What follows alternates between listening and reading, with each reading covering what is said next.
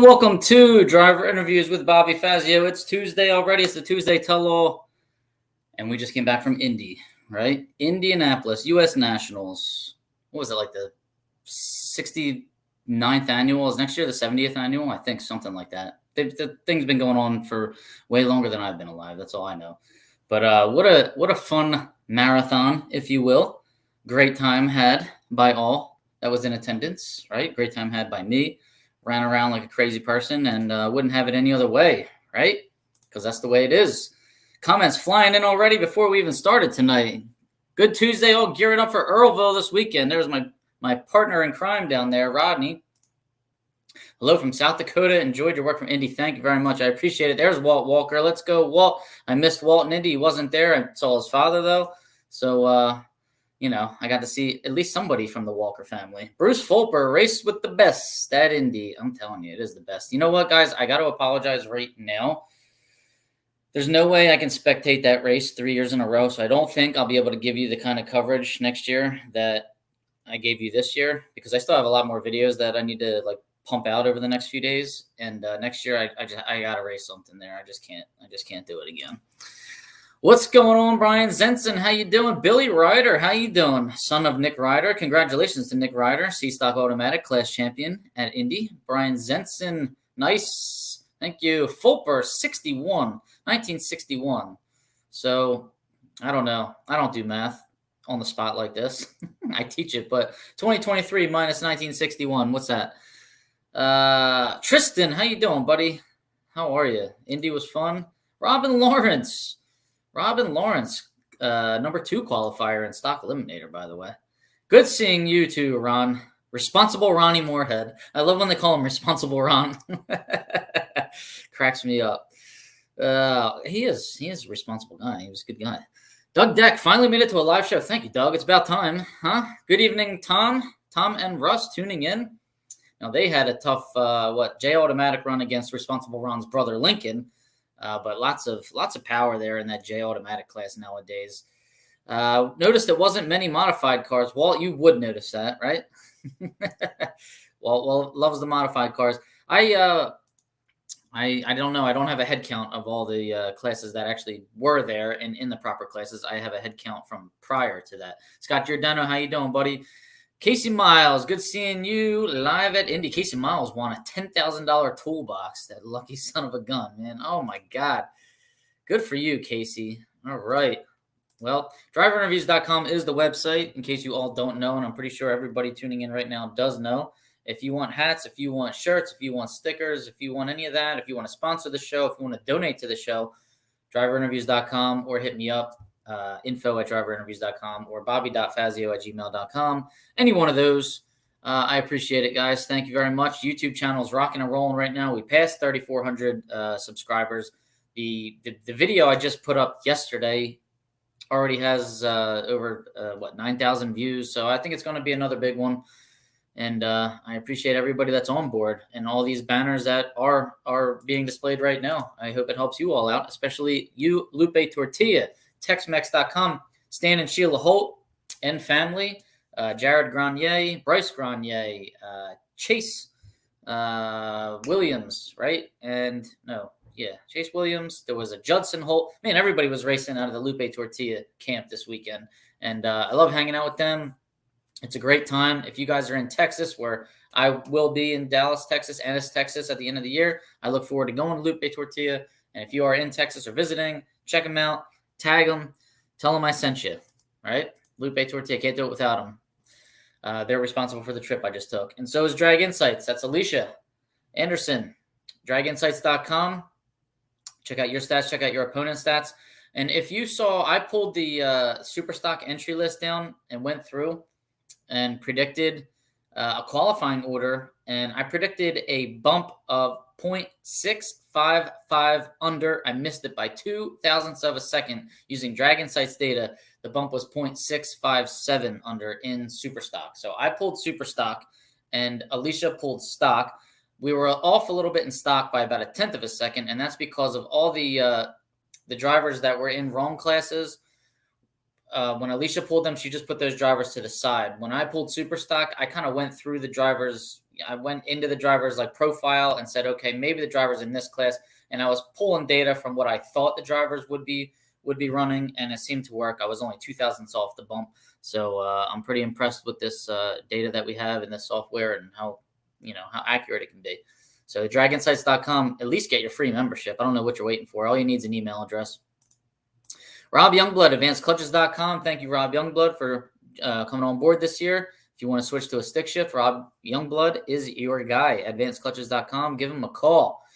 Insure your race car. Don Kennedy Race Car Insurance, 602-284-6240. I was with Don Kennedy this weekend. Don was gracious enough to let me borrow his golf cart, and he was a lifesaver. I hope you guys all watched the reel I posted today when I put the camera on his golf cart. Right after he let me borrow it, I put the camera on the back of it and drove up to the lanes with it, and it was pretty cool. So Don Kennedy, DonKennedy@gmail.com is his email address. He's racing. He's signing people up for insurance. It was pretty cool to see. So Don Kennedy, I appreciate all your help this weekend, and I was glad to help you. All right. Let's see. Who else we got here?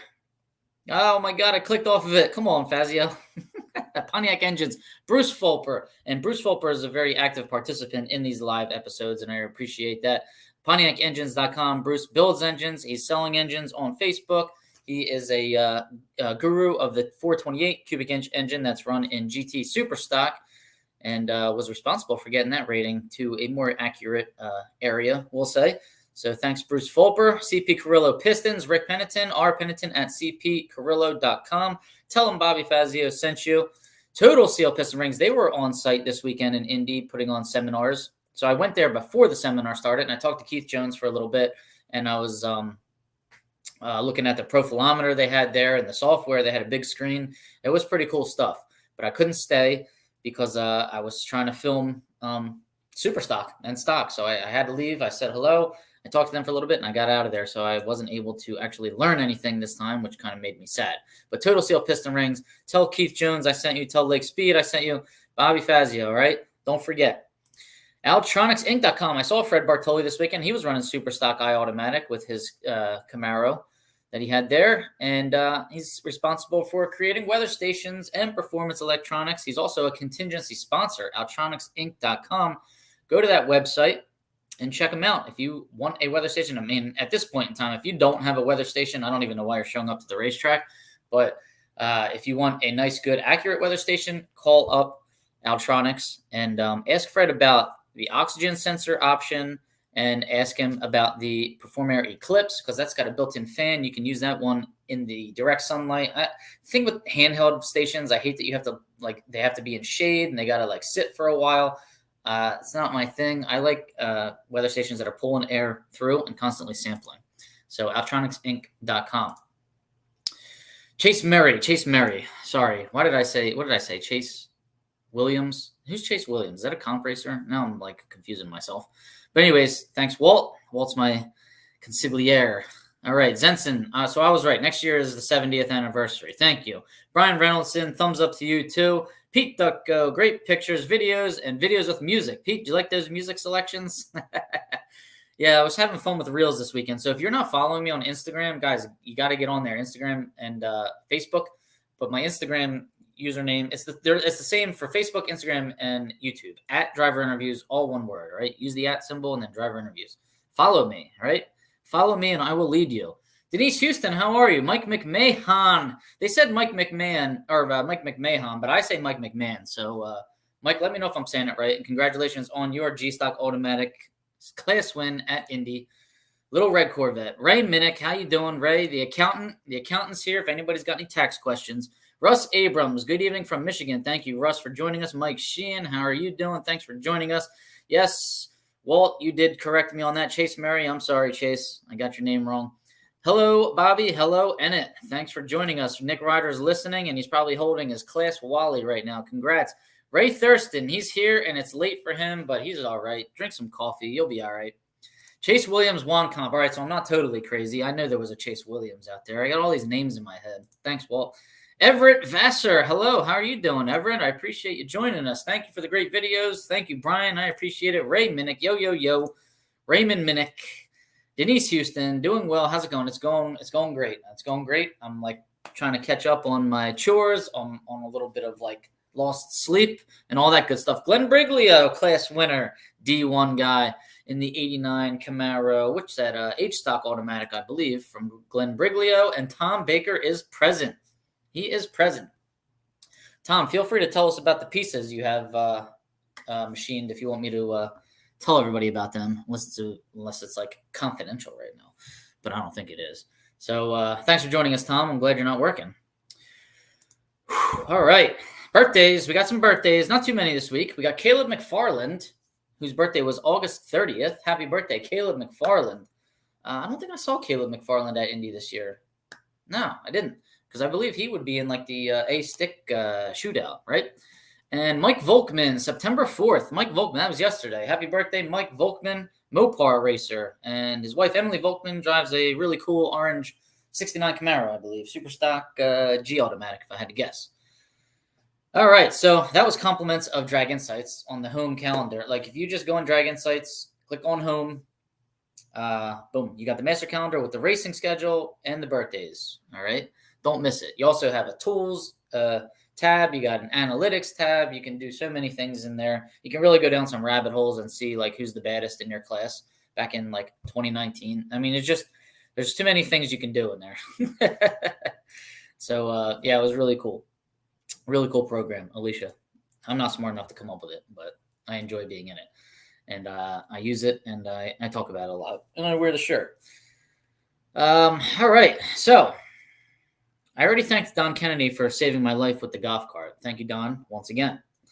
Scott Catt. I want to thank Scott Catt, who gave me tickets to the Top Eliminator Club this weekend. So that was really cool. You could sit right in those bleachers behind or like next to the burnout box, which was nice. And you could go sit inside, sit on couches in the air conditioning, watch on a big screen. So that was cool because it really started getting hot the last day I was there. And then I guess it was really hot again on Sunday and Monday. I had to go home Saturday night.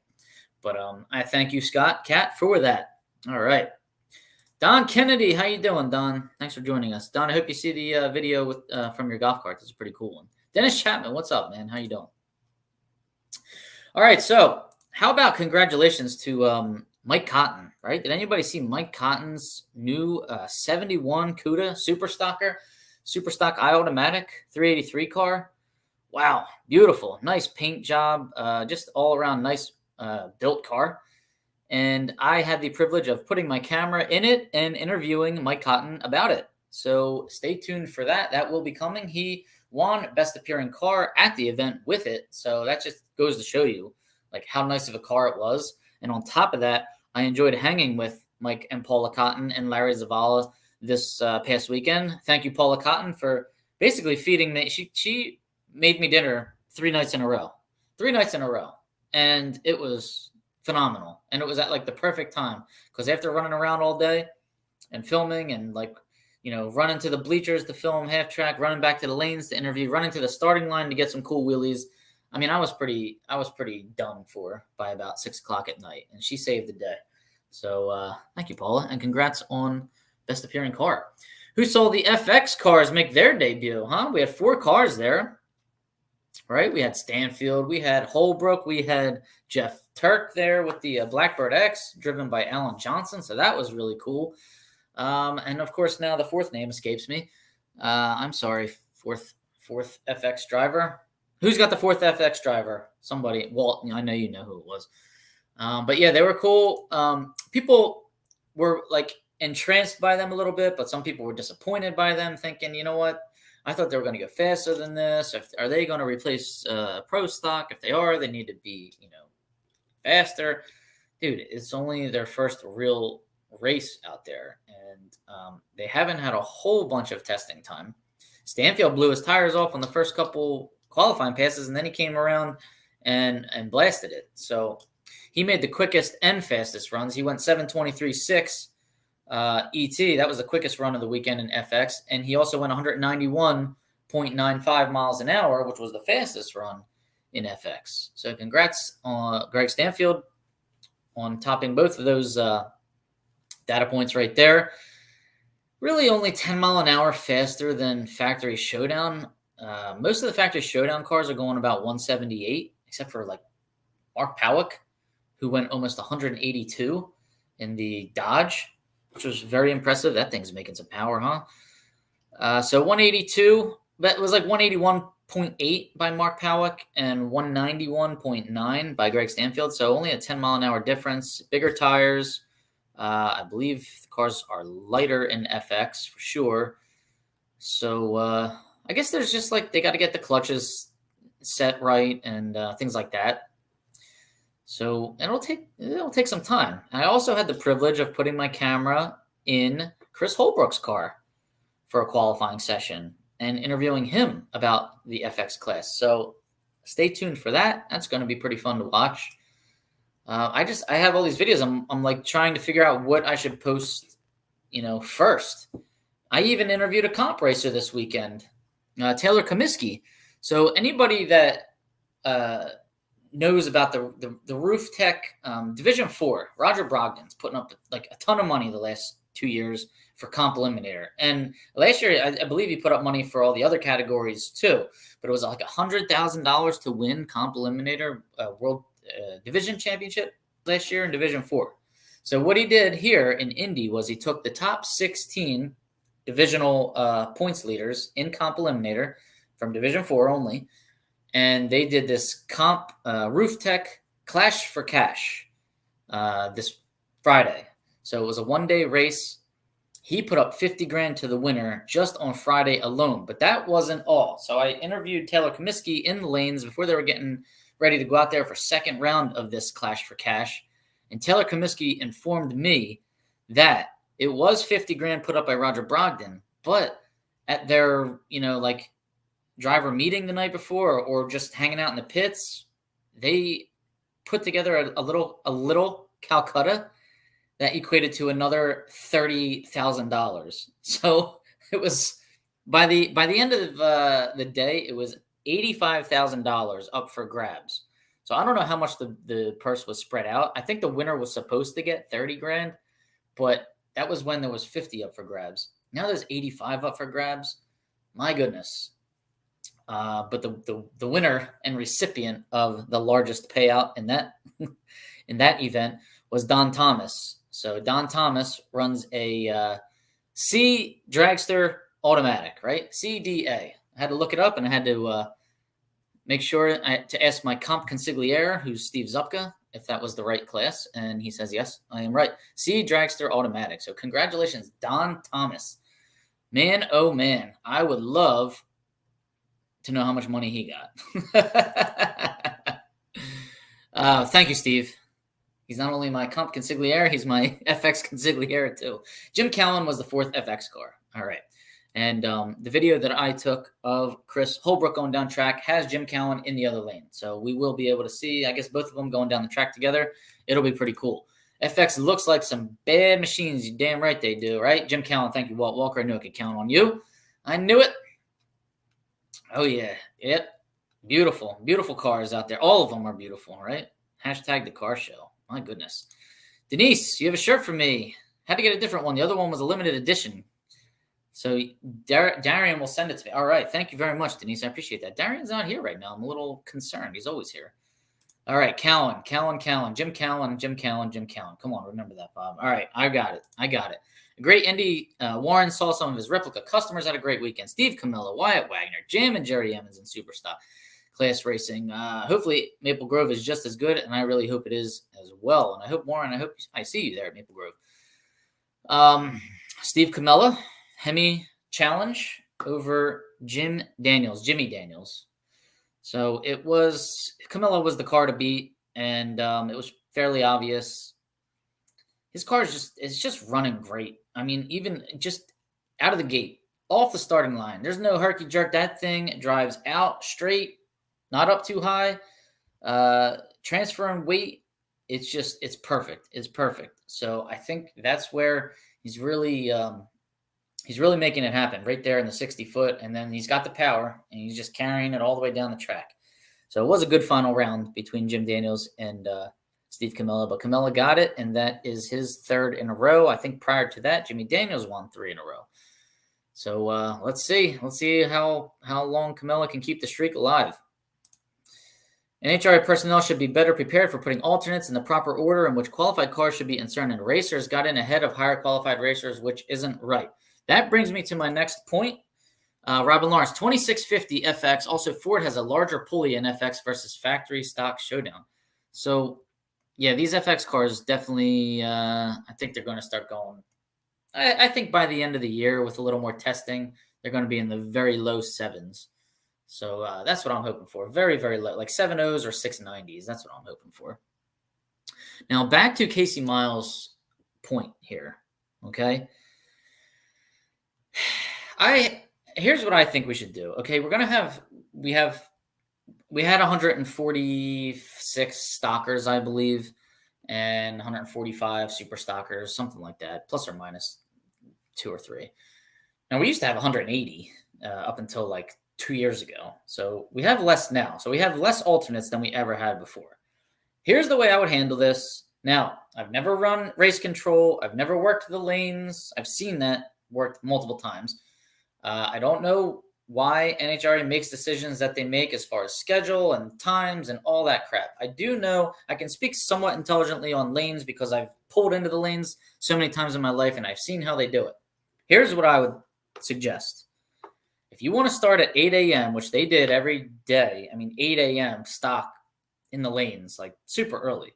Okay, 7:30, call all the alternates to the lanes. All alternates, if you are not qualified right now, if you are qualified 129th and beyond, get up to the lanes. This is at 7:30. And of course, on top of this, side note, maybe we need like a little information hub somewhere at a national event or a divisional event from now on by the staging lanes. Maybe at like the bottom of the staging lanes. Can we just have like a post or a poll or a billboard or something that has updates on it, that has all the information you need, has the the radio channel to listen, has like the map of the place, just has everything, has schedules, has all that crap, right? Have on there and have these alternates, or before we even start qualifying on Wednesday, you can say alternates. If you do not make the show Friday morning, 7:30, we will be calling you to the lanes. You get to the lanes. Pull them up, pull them in lane 8. They can line up diagonally because I know they're not gonna come from the pits in order. But we'll say that there were 17 cars right there when they're all lined up. Now you have to be there. 7:30. We're calling you. You are not here by 7:45.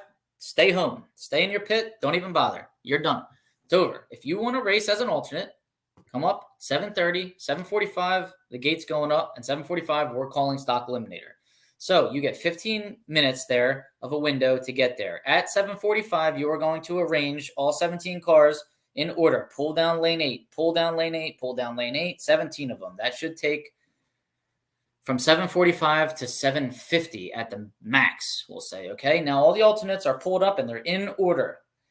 Left side of the ladder, get to the lanes. You can start calling them at 7:45 as you're putting the alternates in line, all right? 7:45 to 8 o'clock, left side of the ladder is rolling in. You're pairing cars. Yes, pairing cars first round of stock eliminator is a pain in the ass. I know it is, okay? And you got lanes officials. People are yelling. People are in the back of the lanes. They're not chilling quite as much during the eliminator as they were during class. Obviously, they're all hanging back and chilling in class, and I know they were getting yelled at to pull up. But in the eliminator, some people are hanging back. Some people don't want to be first. That's why we have designated pairs. So the first 3 pairs don't have a choice. They got to go up there. Okay, you're pairing. Fine. Right side of the ladder. You guys come up now. Everybody's getting paired. For the people that don't have anybody showing up, clearly, you guys are going to hang back. And maybe we need to start putting time limits on. Your left side of the ladder, you didn't get up here. So we started calling you at 7:45. You didn't get up here by 8 o'clock. You're done. Stay away. Okay, we have the ladder here. We know who's on the left side. You weren't here by 8 o'clock. We got to start putting these time restrictions on this, especially when we have an event of this magnitude. All right, this is not easy to coordinate. All right, but we're going to try and be efficient where we can. All right, right side of the ladder is up there. Everybody's paired up.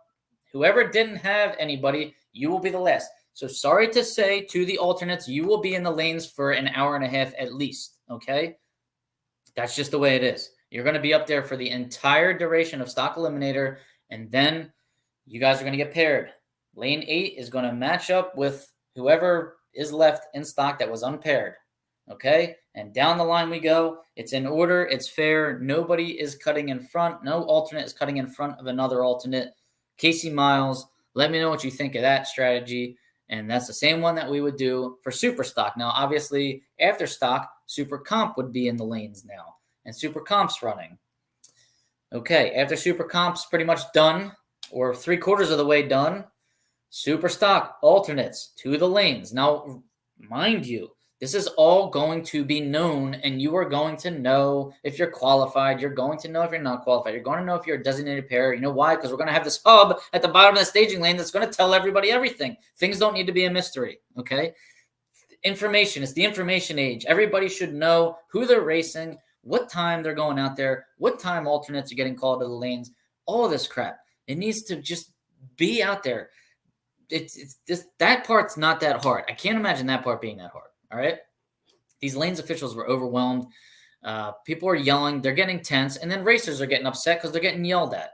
And then they're complaining that NHRA is yelling at them. Well, I'm trying to see both sides. Yeah, as a racer, I don't like to get yelled at by the lanes officials to pull up, pull up, pull up. Well, I'm waiting for my opponent to show up. Or I got to check my tires real quick or whatever. I don't know.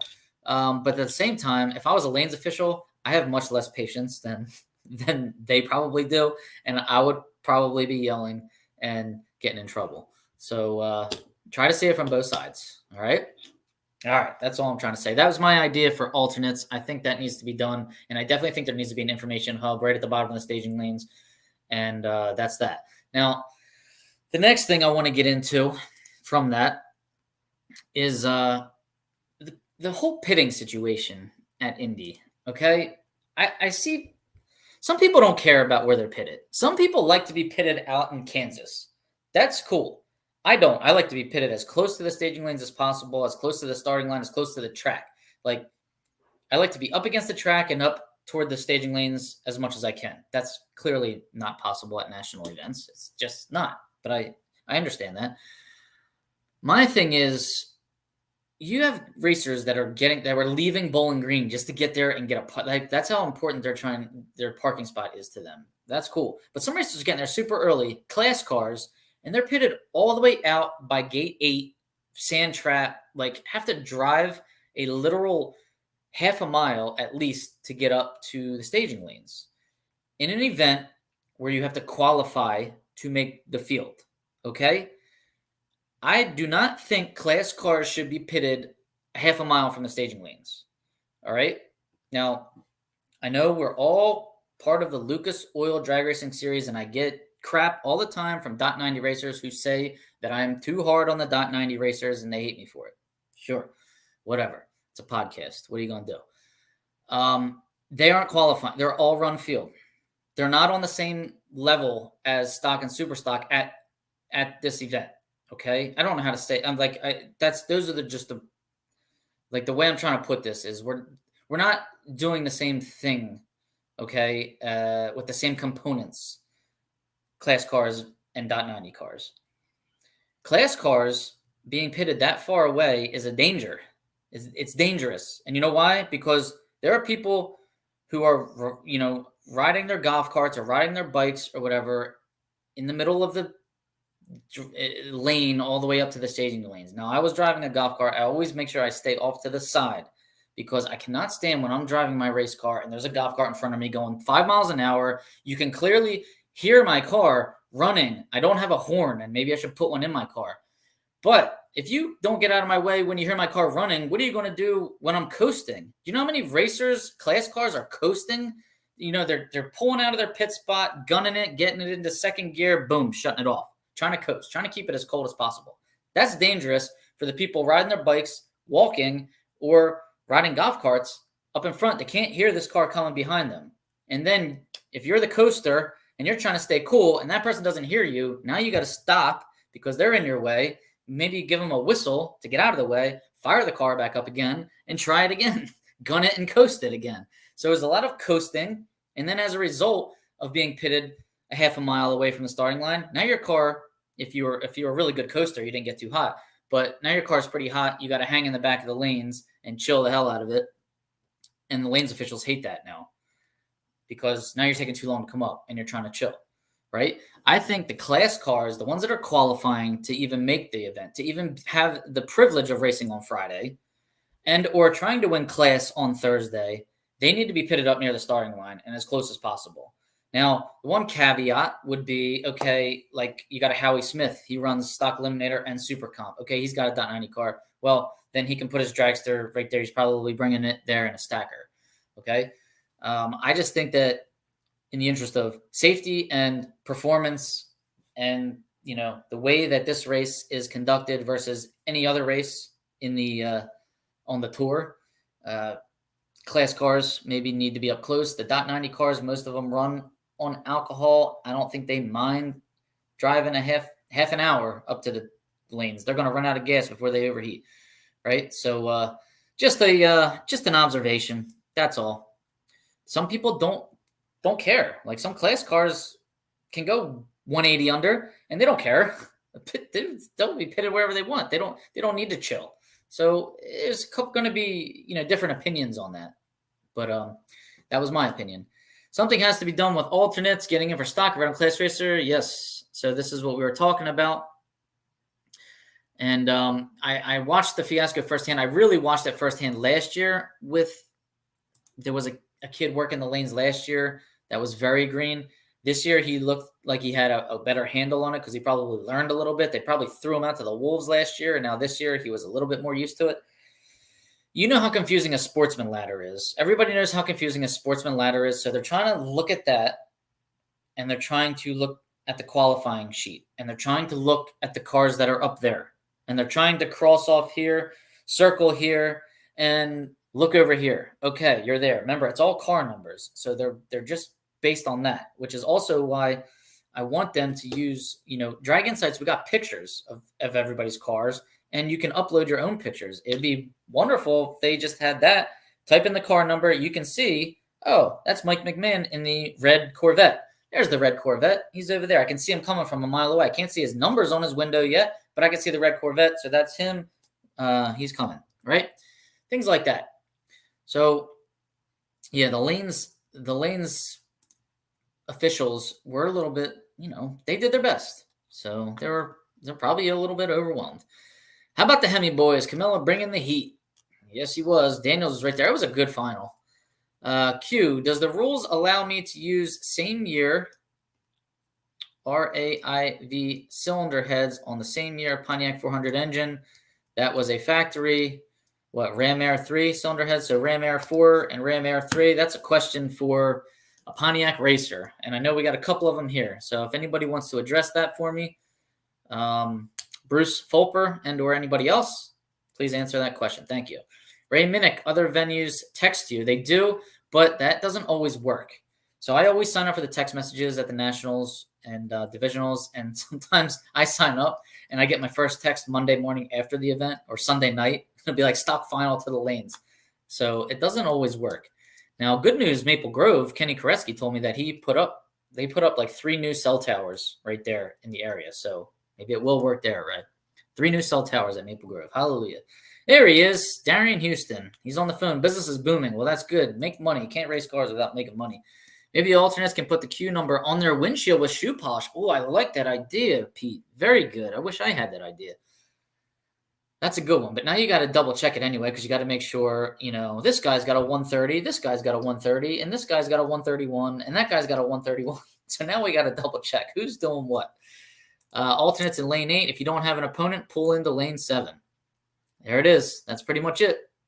But the problem, Walt, is you don't know if you don't have an opponent. You'll sit there and wait and wait and wait and wait. I mean, what if you're racing somebody that likes to be the last car down the lanes in eliminations, right? And that can happen. You get somebody that can wait and wait and wait. Gainesville this year, I had to race Dan Fletcher in stock eliminator. 3rd round. I know he comes up late, and I know he was running Super Street. He came up, but I literally wasn't sure. I thought he wasn't coming because there were two pairs of cars in front of us to pull out into the water box. So I was like strapped in, wondering what to do. How are we going to flip for lane? Is he coming? Do I have a buy run right now? Which lane should I choose? Like, you just don't know. So, Walt, if we're waiting until there's only three pairs left, and then he flew down the lanes and he came. So I was like, all right, here he is. So that makes that situation a little bit more difficult. But if you know your opponent's not coming, like if you got a heads up, sometimes people will tell you, oh, I'm broke. Tell so-and-so I'm broken. I'm going home. If you know that, then yeah, pull into lane 7. So singles pull into lane 7, alternates pull into lane 8. We'll have them in order before any of this even starts, and we'll take it from there. All right, I like that. They didn't even have a ladder for first round until minutes before the call, and that was crazy because, I mean, so there were some heads ups. There weren't that many, but I know Gary Ewing had a G automatic heads up with Hayden McBean, so I'm pretty sure. If Gary didn't know about it, he would have liked to know about it. And I'm sure McBean would also. You need to, anybody that's new to this show and stock and super stock, you prepare much differently for a heads up, no breakout race than you do for a dial in handicap race. So you need to know when you have a heads up on tap. Okay. So that's sad. That's sad to see. The barn, by the way. So I saw a couple cars in the barn. I saw Robin Lawrence in the barn. He passed with flying colors. I saw a white Corvette in the barn, and rumor has it they made him take the crank. He had the crankshaft out of the engine. So that was a pretty intense tech inspection there. I didn't hear anything. I guess everybody, passed in the barn. Who else was in there? I don't know. I took one picture when I was driving by. So if anybody has any barn stories, let me know. They used to do that when they ran the Nationals, when he ran the final. When Mai ran the Nats, when he ran the final. I don't know, because I forget what we were talking about. NHRA officials didn't have a current qualifying sheet to use against the ladder. The back of the lanes was a mess. Like, now, how does that even happen? Like, how does that even happen? Right? What kind of operation is this? How did they used to do it with 180 cars? How did they used to do this? I'm reading stories today from Tom Sheehan, Pete Ducko, that they ran all eliminations on Monday. And I heard there was even a time run given Monday morning. How did we go from that to qualifying on Wednesday and running a final round on Monday? So unnecessary. I'm sorry. I know that I've been arguing with people about that for the last couple of weeks. Chop one of those days. Okay? Chop one of those days. Chop Wednesday. We don't need to be there on Wednesday. Qualifying Thursday. Class on Friday. All right? Continue class on Saturday if you want. Do the class finals for certain rounds, or you know what? Do all the class finals on Saturday. Do every round leading up to that on Friday. How's that? So then all you have to do on Saturday is just run a bunch of class finals. Okay? And then Sunday and Monday, eliminator. That's what I'm thinking. Or Saturday night, first round, if time permits. But literally Monday, one pair of cars. I mean, it's kind of sad that they have to wait. They got one round on Friday, one round on Saturday, 3 rounds Sunday, right? 1, 2, 3, 4, 5, 6. No, 4 rounds Sunday, and then 1 round on Monday. So it was. I mean, at least they got to run in front of the crowd. I always love that. You guys know that's a big, huge thing for me is running in front of the crowd. So I always appreciate that. I always appreciate when we get to run in front of the crowd before the fuel cars run their finals and then get interviewed on the stage. Joe Costello was doing the interviewing. I like that stuff. I really, really like that. I just, I just don't understand the Wednesday thing, the Thursday class, the Friday 1 round. I know it's a very big round though. Cuts the field in half. So, I mean, maybe I don't know why we just can't qualify on Thursday and then run class on Friday and then class finals on Saturday morning, because that shouldn't take too long. Just depending on how many cars there are, just a pair. I think it'd be really cool. for Saturday. And then Eliminator, maybe do one round on Saturday evening after everybody's gone. That first round can be, after all the crowd's gone, it's not my favorite thing, but that's the way that might have to be. And then Sunday you get a couple rounds in, and then Monday you get a couple rounds in. So there we go. That's my opinion on that, on the schedule. I heard next year the sportsmen will be on the other side of the track and the pros will be on the side we were on. So I heard they're going to pave the whole side that we were on and put the pros over there and then the sportsmen on the other side. I hate that. I like being on the same side as the pros. You probably have heard me say that 5 million times by now. But yes, at Maple Grove next weekend, we're on the same side as the pros. We get tons of foot traffic. I got all my new flyers printed up. I'll have my practice tree simulator there. I'll have a table set up. I do a lot at this event, and I'm looking forward to it. Can't do it without the foot traffic, though. Shane Swayze, how you doing? Did I race at Indy? No, I did not. Next year, I hope to. NHRA should be allowed to tow to the back of staging. In stock and super stock, you are not allowed to tow, but if you're pitted more than a certain distance away, I know at Gainesville they were letting people tow to a certain point. So because at Gainesville, you're literally pitted out in the spectator parking lot or near a dirt track. It's pretty crazy there. I still think AHFS needs to be in effect for Indy. Otherwise, it's just like an open on steroids. That's where the time cutoff comes in. Yes, it does. Right. Walt's going back to singles put on 7 and alternates put on 8. Rich, I've been a proponent of the AHFS at Indy for a while, and I know that causes a lot of friction with a lot of other racers, solely because you can bring a car that can go 150, 60, 70, 80 under out one time a year and just qualify at the top all the time and win class all the time. And it just, to me, it's the only race where the AHFS is needed and where it works. Well, in years past, for sure, with the old parameters. With the new parameters now, it looks like a lot of combos are going to get hit. So I'm not sure. But, yeah, I don't know. Maybe they can put the I'm trying to move my chair back and it won't move. Maybe they can up the parameters a little bit. Maybe, I don't know. Whatever they come up with, racers are smart. They're going to find a way around it. So I have nothing to say. I have nothing to say there.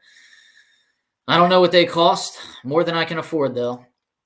Short block on the Ram 4 versus Ram 3 is the same except for the cam. Thank you, Russ Abrams, for answering that question. Someone protested that white Corvette. Get out. Really? I heard the white Corvette. It was his first Indy experience. So that's pretty interesting. The poor guy, his first Indy experience, and he had to take the crankshaft out. Duzak and Paquette were in the barn. Okay, Duzak's got a 67 Camaro stick car, I believe, red one. Ray Paquette, 64 Thunderbolt, class winner. By the by, I had my camera in Kurt Neighbor's Thunderbolt and did an interview with Kurt Neighbor, so look forward to that one pretty soon. And Dirk Olson, A-Stick, 69 Nova, beautiful car. Camera in there and interview. So got 4 interviews coming. And still have more. I still have first round footage from stock and super stock coming. So I still got a lot. Stay tuned, guys. The class eliminations video that I posted yesterday, though, like I said, it's already got over 9,000 views. But lots of comments from people saying, how come there's nobody in the stands? How come there's nobody in the stands for this? This is like the greatest show. This is amazing. And my response is, it's Thursday. There aren't too many spectators going to come out on Thursday. Not to mention, it costs a lot of money to come for one day at an NHRA national event. My car owner, Mark Sargenti, I'm driving his silver 65 Mustangs right there over my shoulder. He and his son came on Friday. They were there Friday, Saturday. Friday alone cost him, he bought the tickets on the NHRA website, I believe, and the tickets are supposed to be like $40 a piece. So that's $80 right there. But the total bill, the invoice was like $128 after all the fees. And I guess he got the tickets mailed to him and he had to pay for that. So $128. So you're looking at $64 a piece for one day. Now, if you're only going to go for one day, you're not going to go, I guess, on Thursday. If you're like a run-of-the-mill spectator who wants to see top fuel and things like that, right? So to go for 2 days, you'd be looking at what, 64 times 4, right? So 128, $256 to get in the gate. That's without buying a soda or a hot dog or a shirt or a souvenir. So I mean, these tickets are getting, very expensive, and it's hard. It's hard because you want to go multiple days. Now, people say, well, to go to a Phillies game or to go to a football game, it's really expensive. It's like $100. It is, but that's one day, and you watch the whole game that day, and that's it. And the national event here is 5 days, right? Wednesday, Thursday, Friday, Saturday, Sunday, Monday, 6 days. 6 days. So, I mean, at the very least, Wednesday should be free. If you want to come in on Wednesday, have fun. Free. Come in, watch Sportsman. Thursday should be like $20. Friday, sure, $40. Okay. Saturday, Sunday, 40. I don't know. I'm just going to go with 40. Buy 2-day passes. So make it like $50 a day if you want, but just buy a 1 day or a 2 day. Like a 2 day is $80. A 3 day is $100. Why not? Let's just do that. And then you just tear the strips off when you get there. They seem to say that these races are all selling out though, so I have no argument. I have no case, right? Apparently, Kenny Koreski told me that NHRA obviously relayed to him that the 2022 national event at Maple Grove last year was the biggest national event of all time in the history of NHRA. I don't know how they get that number because I watch I have like the Roku, where you can watch the old school NHRA channel, and you could just see rows and rows of people standing, I don't know how many deep, and the bleachers completely full. And none of that stupid reserve seating crap where these bleachers are empty up here. Get rid of that. Get rid of that. I hate that. I'm trying to shoot, stock and super stock, reserved. I'm running down, toward the finish line, reserved, and then finally I can get in these bleachers. All right, cool. Why are we doing that? First come, first serve. You want to sit in the bleachers and get there first, good for you. You get a spot right up on the starting line, okay? First come, first serve. Let the bleachers be packed for the TV coverage. Let's make it look like there is a line of people. This place is happening. Everybody wants to be here. You are so scared to miss it, like Bill Murray says in Scrooged. They have to be so scared to miss it.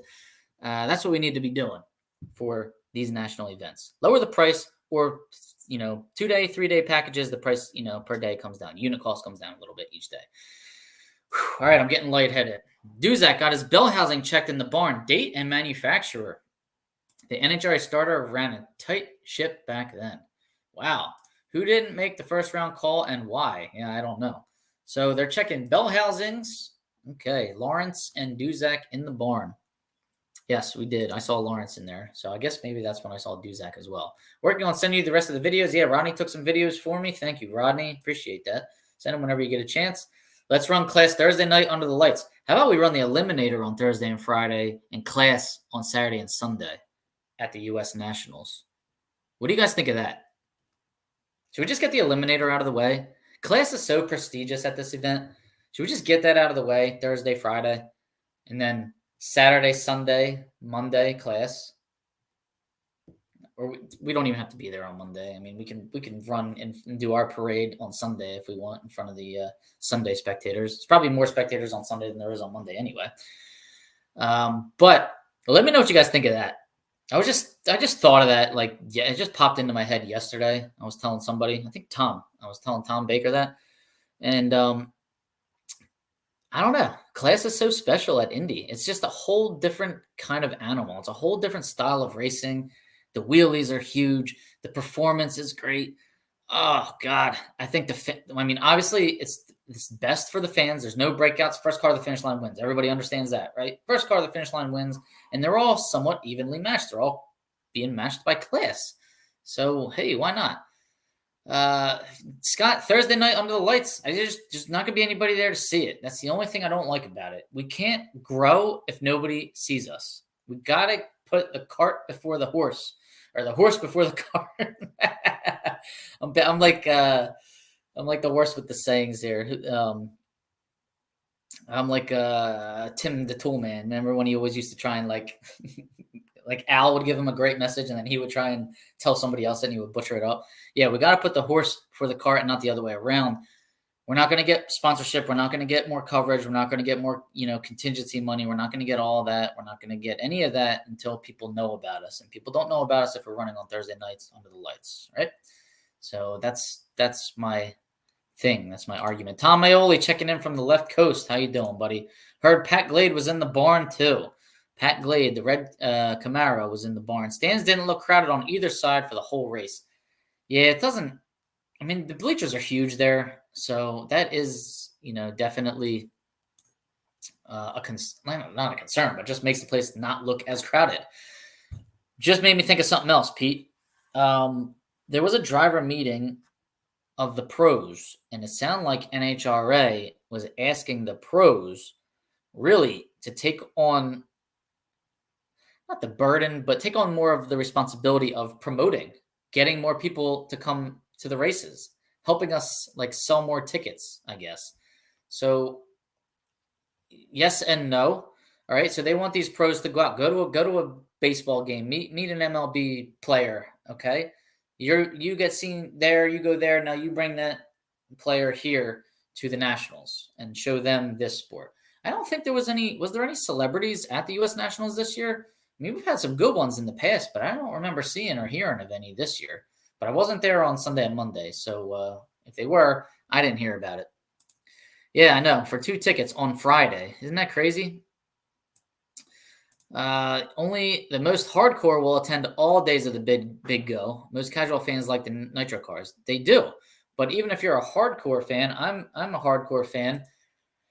I can't I'm not going to spend $500 to spectate.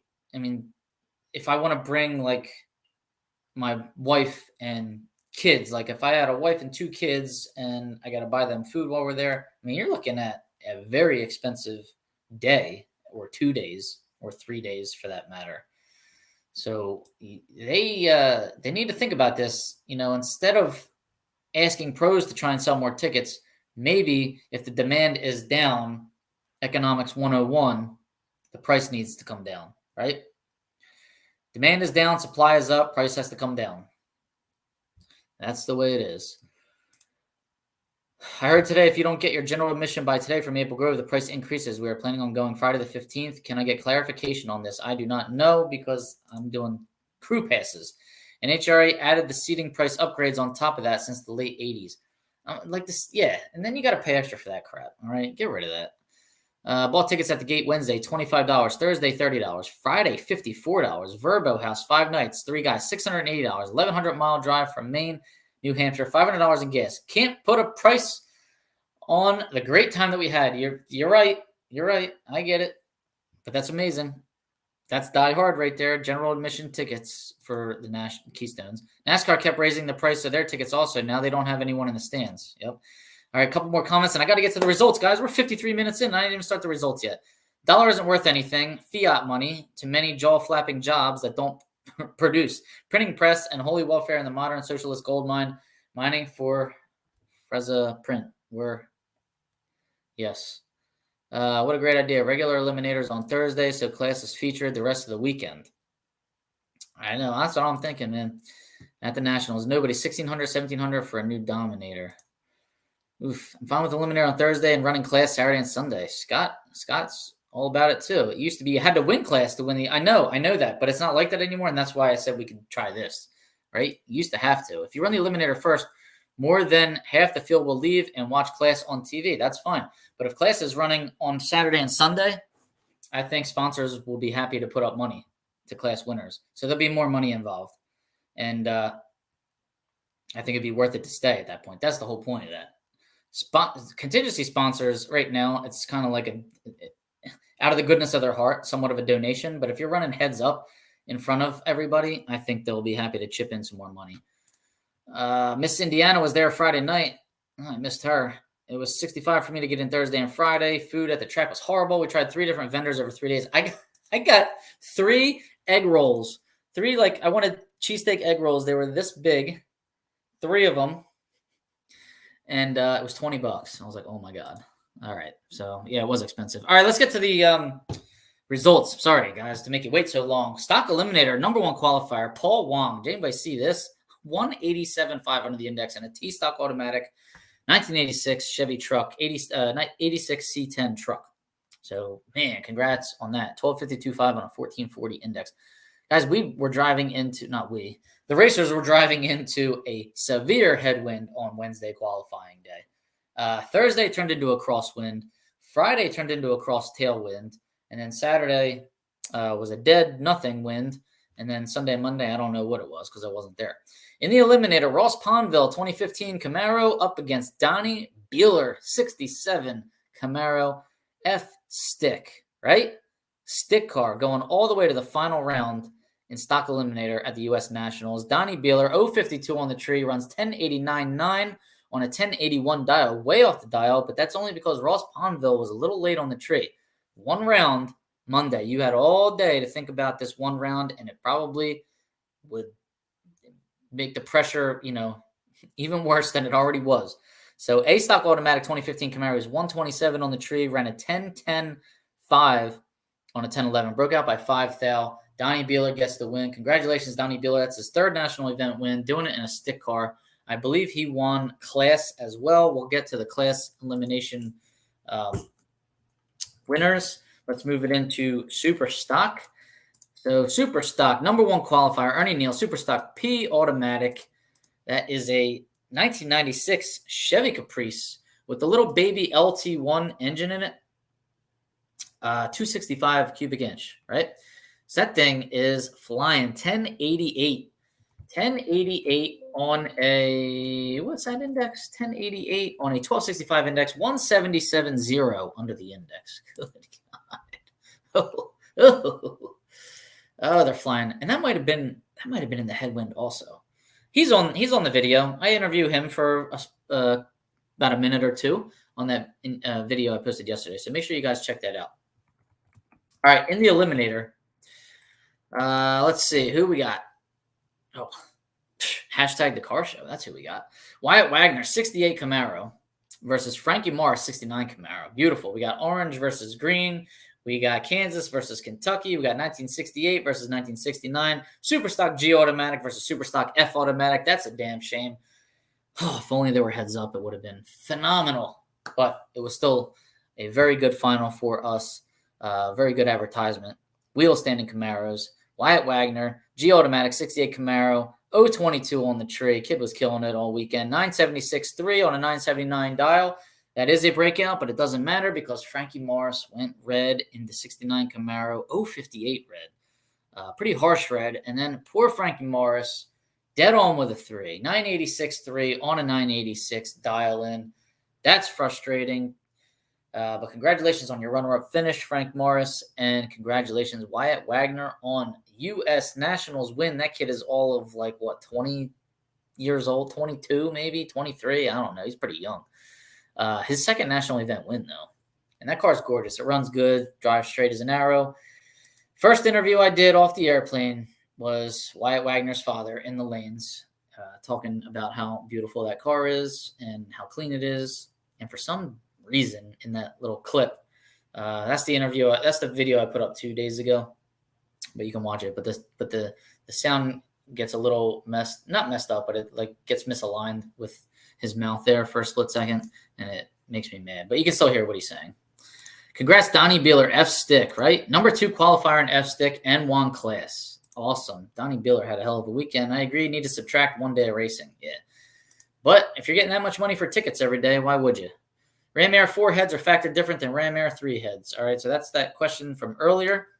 And I have to call it early, Bobby. Have a good night, everyone. Good luck in Earlville. Rodney, he's headed there with the Monkey Business Camaro.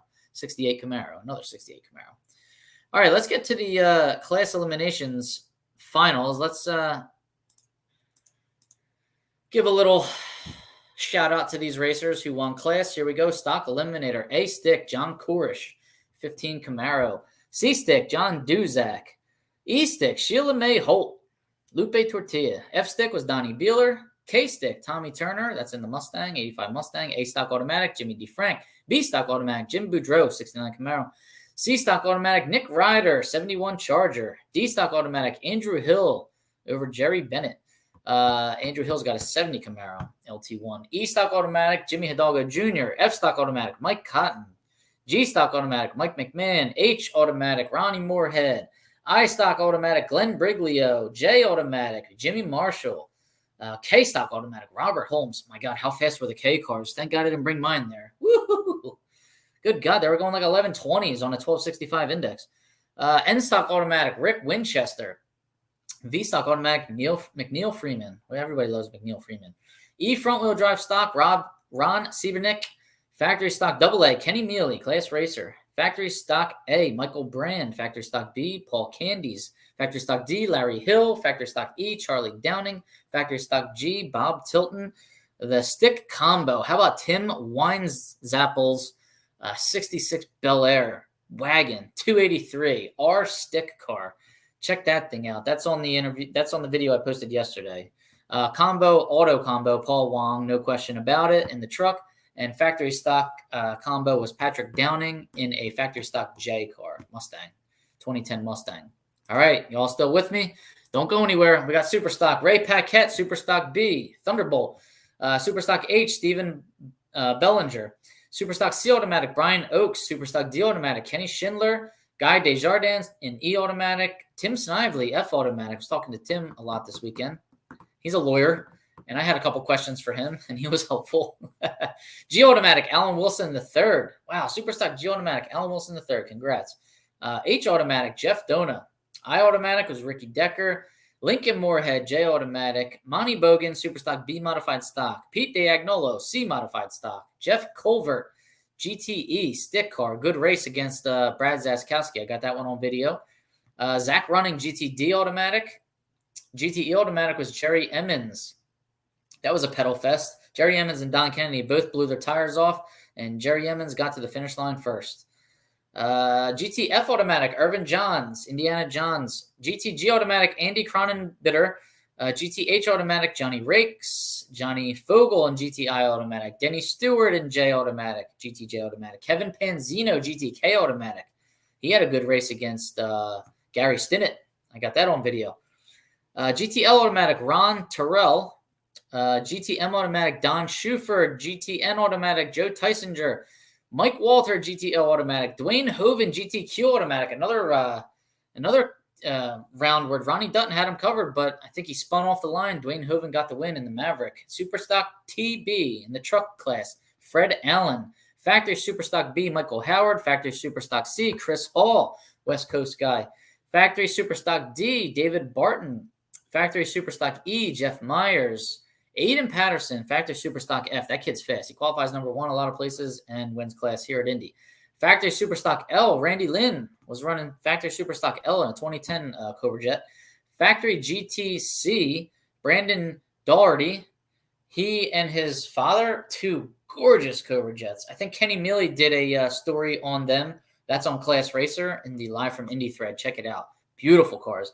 And Factory GTI, Nick Morris beat his father, Bob Morris. Stick combo, Dan Jacobs. That's out of the Ernie Neal camp, I believe. And that was a pole shot win. 938 beat a 922. So that's pretty crazy. He's got an 03 Cavalier in GTK. It was a combo, right? So that's why. Ernie Neal, Superstock P automatic, got the win in the combo auto in that 96 Caprice. And Paul Candy's got the win in the combo factory stock. All right, so those were the results there in the let's see. Where is it? Come on. Well, Chris Holbrook, there it is. Chris Holbrook and Greg Stanfield in the final of FX. Greg Stanfield got that win. He was 105 on the tree, ran 725.4 at 191. Holbrook ran an 804. He was chattering and shaking off the line there, and 804 at 173 miles an hour. Congratulations, Greg Stanfield, getting the first ever Wally in FX, factory experimental class, in his Copo Camaro. And then in factory showdown, Jesse Alexander in a 2023 Camaro out of the Ray Barton camp, 019 on the tree, 783 at 175 miles an hour, got the win, whole shot win over Stephen Bell's 048 light, 781 at 177 miles an hour, by a slim 9,000ths margin at the finish line. So that is the result there from Factory Showdown. Very fun, very good final there, 9,000ths of a second. All right, so I think that's pretty much it. The appreciation dinner sounds pretty cool. They gave away some really, really big prizes to people. I saw Ann Toes won a bunch of things. Casey Miles won that big toolbox. Other people won some big items. So they had like hot dogs and hamburgers, I think, and you had to pay for your drinks, your sodas, what have you. All right, so a step in the right direction. Hopefully next year you won't have to pay for anything. We did lose out on the Ray Skillman barbecue, Thursday night barbecue. That thing was phenomenal. Catered, but they chased him out of Factory Showdown, so our loss. We don't get to have that wonderful barbecue anymore, right? Right. Yep, we need to subtract 1 day of racing. I hear you. Pete's first day at Indy was in 1968. I don't think they had as many categories as they have today. Today you got Super Comp, Super Gas, Top Dragster, Top Sportsman, Pro Mod, Pro Bike, Factory Stock. Maybe that's why we're able to run all eliminations on Monday. Don't forget, only class winners got in for Stock and Super Stock for Monday, and there probably weren't that many classes either. So that explains that. How many classes were there in 1968? Right? Where did it go from like A to F or something? Just caught up with you. Indy was awesome. It sure was. Scott, thank you for the Top Eliminator Club tickets. Saved the day, got me out of the heat, got me in the air conditioning for a little bit. Raymare 4 factored higher than Raymare 3 heads. All right, so we got that. Let me just go down my checklist here and make sure I didn't miss anything. We got that, we got that, we got that. The videos that are up right now, check them out, guys. The one I posted yesterday seems to be doing well. It's 23 minutes long of interviews and action. Putting a lot more action in the interviews now. People were complaining that it was just interviews and they didn't get to see cars going down the track, and they were, not too happy about it. So I started putting more action in. So here you go. You get 23 minutes of it. Enjoy. That's pretty much it. Class Racer Revival, Tuesday, October 3rd, coming back. Same weekend as Virginia. It's the national event in St. Louis. And then Tuesday is the Class Racer Revival, $10,000 to win stock, $10,000 to win super stock, $10,000 to win comp. I would not miss it if I were you. What else? Keystone Nationals is next weekend coming up. This weekend coming up, Earlville, Iowa, Division 5. Earlville, Iowa's 5, not 3. Division 5, Earlville, Iowa, Tri-State Raceway. Lastly, does anybody know who won the double national open? I think there was double national open up in Canada this past weekend, and I feel bad because I don't think anybody was really paying attention to it except for the people that were racing in it. So if anybody knows who won, let me know so I could post it up here quickly. If not, why are national opens the best kept secret in NHRA drag racing, right? They shouldn't be. Let's go over the points real quick, and then we'll call it a night. Numbers 1 to 5 in Stock Eliminator National League. Kyle Rizzoli, Jeff Strickland, Jeff Longany, Tyler Bohannon, and John Gray. Superstock, Monty Bogan, Brad Burton, Tyler Kahili, Brian Warner, and Jimmy Hidalgo Jr. Factory Stock. Now, I don't know if this has been updated since Indy, but it says Aaron Stanfield, Stephen Bell, Lenny Loddig, Mark Powick, and Joseph Welch. So not sure if that's been updated. Number 1 in each division. John Gray in stock, Division 1, Brian Warner, super stock. Division 2, Jeff Longany, stock, Monty Bogan, super stock. Division 3, Tyler Bohannon, stock, Tyler Kahili, super stock. Division 4, Jerry Emmons, stock, Jimmy Hidalgo Jr., super stock. Division 5, Jeremy Romero, stock, Neil Rhodes, super stock. Division 6, Brad Burton, stock, Jackie Alley, super stock. Division 7, Kyle Rizzoli, stock, Brad Burton, super stock. All right, Brad Burton unseated Kyle Rizzoli out of number 1 position in Superstock in Division 7. Should have grabbed a chunk of starting line to take home. I have some Pomona rubber. Yeah, I should have, right? It would have been fun. Speaking of Pomona, I really, really want to go down the strip at Pomona. I would love to drive a stocker or a super stocker at Pomona this year in November. If anybody knows of any cars that are available in stock, I will happily fly out there and compete and try to win for you. All right? That's all I can do. I race hard. I go there to win. It definitely cuts down on my videos, but first and foremost, I'm a racer. Second, I do videos and promote stock and super stock. So if anybody knows of a car in Pomona that is available, stock or super stock, I've been racing stock all year, but I'm happy to drive anything. And Dallas too. Now I'm going to Dallas this year. If anybody knows of a car, stock and or super stock in Dallas, I'm happy to drive for you and try and win you some money. All right, guys, we'll stop it there. Thank you very much. Hope you have an awesome week too, Miss Houston. Coming your way soon. Thank you for the shirt. And you enjoyed the Tuesday tell-all. Walt Walker, I don't think it's updated because Tyler Kahili should be leading nationally. Yeah, I don't think it's updated either. So we'll see what happens. Maybe they'll update it tomorrow. All right, guys, thanks for joining us. Have a good night. Take care. Be safe. Anybody heading to Earlville. And I'll see you all at the Keystone Nationals. It's not really called that anymore. I think it's called the Pep Boys Nationals, Maple Grove Raceway, September 14th to the 17th. See you there. Stop by my pit. Say hello. Hit the practice